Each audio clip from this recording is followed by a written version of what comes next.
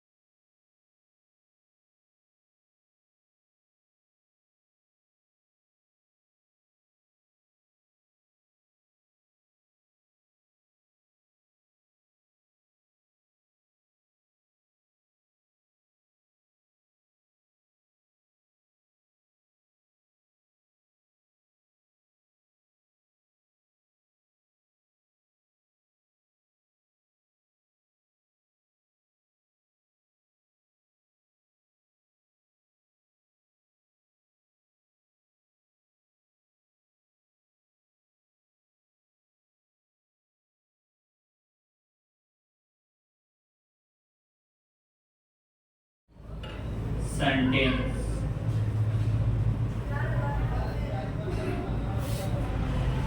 Answer,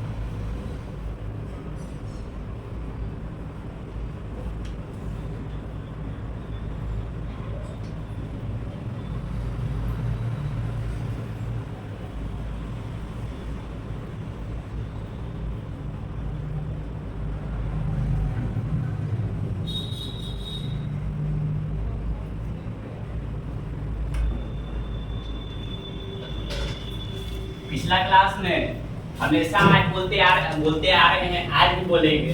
कोई भी sentence को पूरा होने के लिए उसको चाहिए पहला चीज सब्जेक्ट, दूसरा चीज वर्ब और तीसरा चीज ऑब्जेक्ट। ऑब्जेक्ट। तो ये जो चीज है, इस चीज को मिलाकर हम लोग एक चीज नाम दिए जिसको हम लोग कहते हैं सेंटेंस।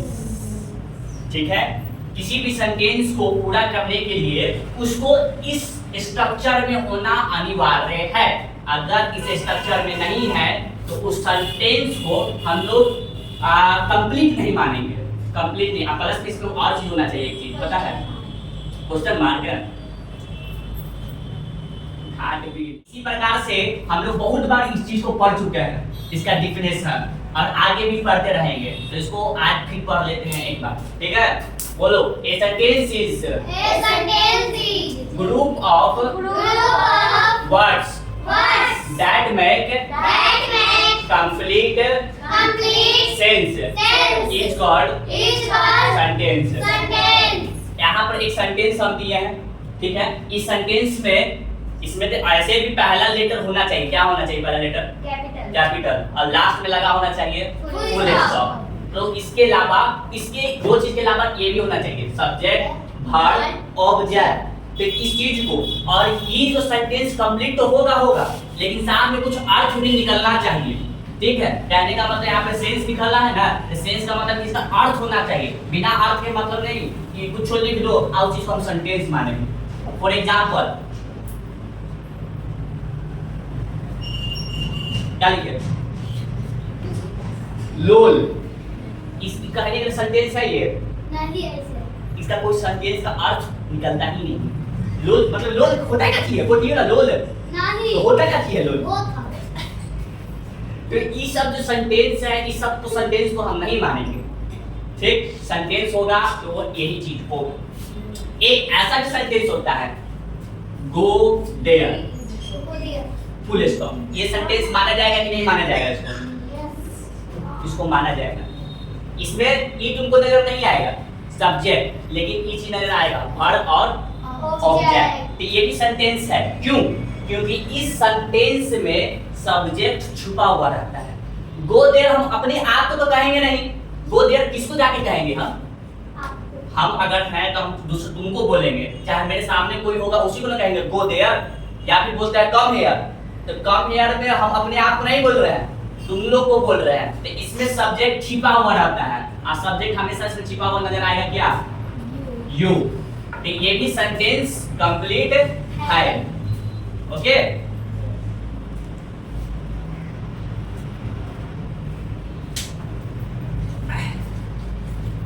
अब ग्रामर के अकॉर्डिंग हम लोग काइंड्स ऑफ जो टाइप्स होते हैं सेंटेंस के, दो चीज के एक क्लासिफिकेशन किए थे। एक हमारा स्पोकन के अकॉर्डिंग और एक क्या चीज के अकॉर्डिंग? ग्रामर के अकॉर्डिंग तुम्हारा कितना हुआ types? First, second, third and fourth and five.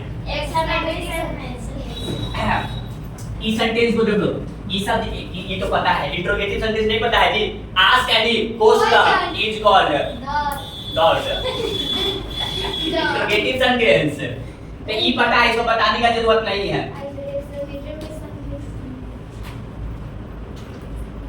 What is assertive sentence? A sentence that make complete statement। यहाँ पे गौर करना, जिस पे अंडरलाइन करेंगे, is called an assertive sentence। assertive sentence जो होते हैं वो assertive sentence जो होते हैं, इसमें तुम्हारा दो चीज मिला हुआ रहता है। दो चीज, पहला अफर्मेटिव और दूसरा नेगेटिव। ये दोनों को मिलाकर बनाया जाता है। सुनो, इस सेंटेंस में तुम्हारा एक स्टेटमेंट कहा जाता है। ठीक, वो असेसमेंट हो सकता है या तो अफर्मेटिव का हो, या वो स्टेटमेंट हो सकता है नेगेटिव का। लेकिन इसमें कॉमन वाली बात ये है कि इस सेंटेंस में हमेशा लगा हुआ रहता है क्या? Full stop. इसके शुरुआत में सब्जेक्ट आना ही आना है, सब्जेक्ट आएगा ही आएगा। तो इसको हम लोग खाली देख के पहचान जाते हैं। एक फुल स्टॉप, एक शुरुआत का जो होता है सब्जेक्ट, उसको देख के पहचान जाते हैं कि जो सेंटेंस होगा एसेटिव सेंटेंस होगा। Okay, any problem? इंट्रोगेटिव में कोई दिक्कत?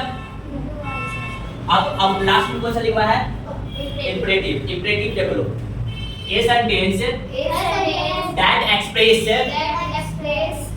N order, a request of the advice is called an imperative sentence। ये वैसा सेंटेंस है जिसमें बात किया जाएगा किसका? ऑर्डर या फिर रिक्वेस्ट या फिर ऑर्डर का मतलब क्या होता है हिंदी में?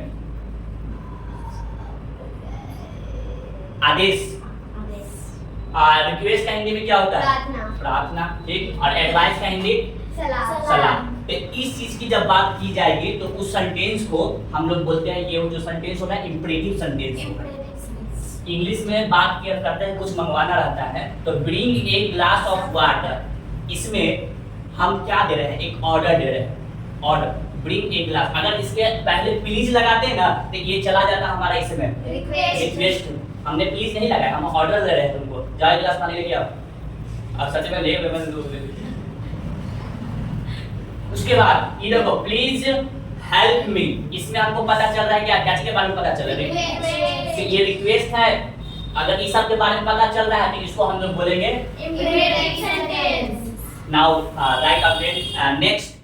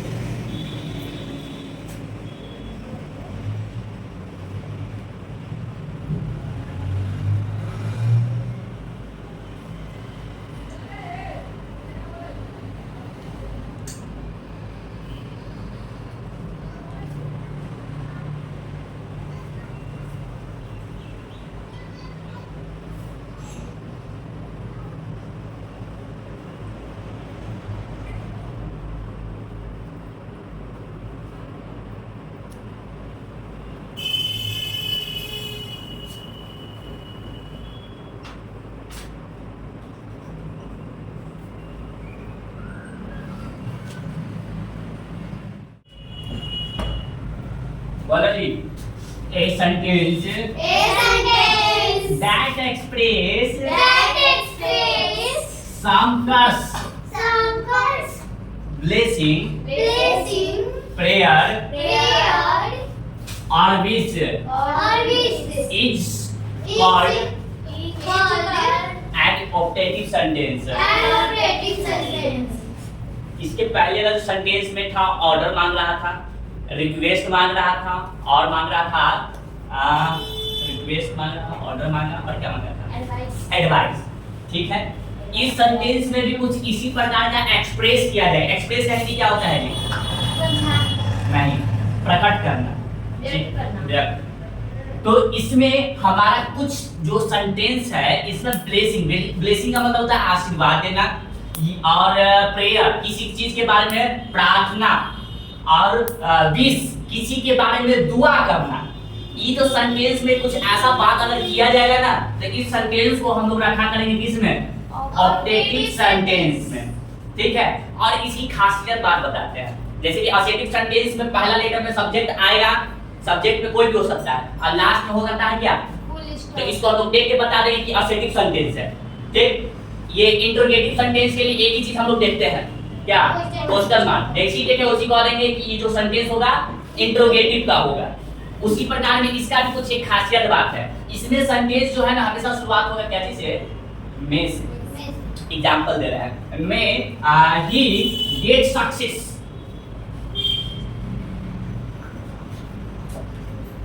ओके, इसमें हम बोल रहे हैं कि वह जो है वो सफलतापूर्वक है, उसका काम कुछ भी हो जाए।